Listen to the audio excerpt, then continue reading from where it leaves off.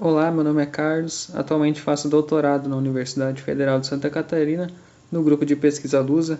Hoje vou apresentar um trabalho intitulado Alinhamento homeotrópico de um cristal líquido colunar com nanotubos de carbono. Cristais líquidos são materiais com propriedades de sólidos e líquidos. Enquanto possuem a cristalinidade de uma estrutura sólida, são fluidos como os líquidos, o que permite a propriedade de auto-organização e também elevada mobilidade de carga quando alinhados.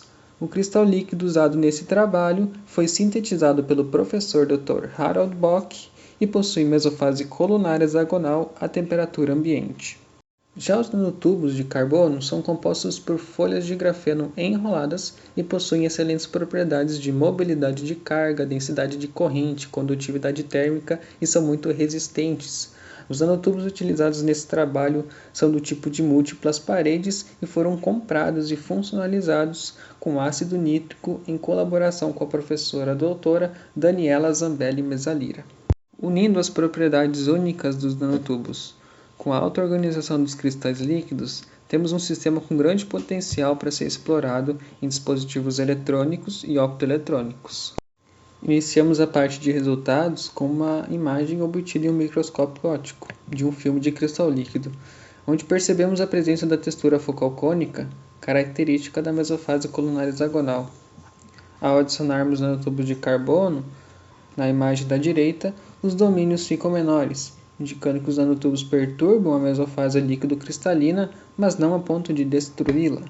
O termograma obtido através do DSC mostra um pico de transição de fase colunar hexagonal para isotrópico. Neste caso, nós percebemos que ao adicionar nanotubos de carbono, a temperatura de transição de fase diminui e menos energia é necessária para que ocorra essa transição, o que indica então a incorporação dos nanotubos na rede colunar do cristal líquido. No entanto, se analisarmos o difratograma de raios-x, notamos que a estrutura do cristal líquido se mantém a mesma. O decréscimo apresentado na intensidade do pico principal indica menor periodicidade da estrutura devido à incorporação dos nanotubos de carbono.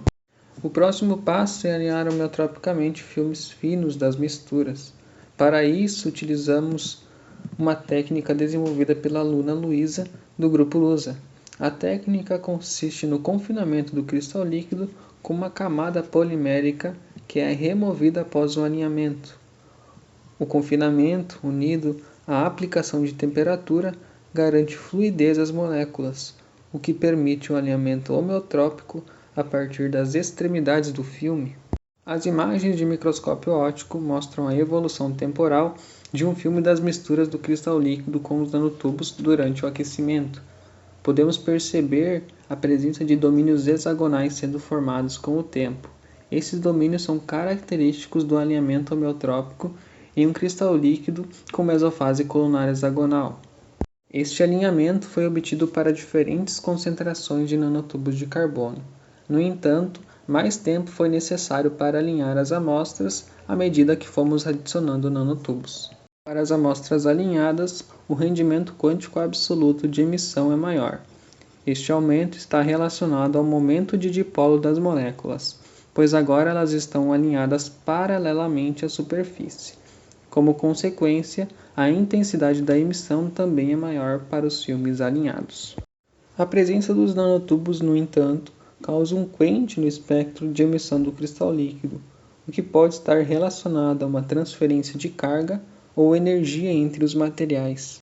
Também foram realizadas medidas do espectro de emissão resolvido no tempo, onde observou-se a emissão em longos tempos para as amostras com nanotubos de carbono e sem o alinhamento.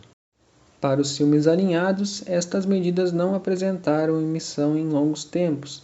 Portanto, a emissão em tempos longos de até 10⁻³ segundos pode estar relacionada à aniquilação tripleto-tripleto entre as moléculas do cristal líquido devido à perturbação causada pelos nanotubos de carbono na rede cristalina. A ausência da emissão em tempos longos nas amostras alinhadas se dá pela maior organização da estrutura do cristal líquido, impedindo a interação entre os seus estados tripletos.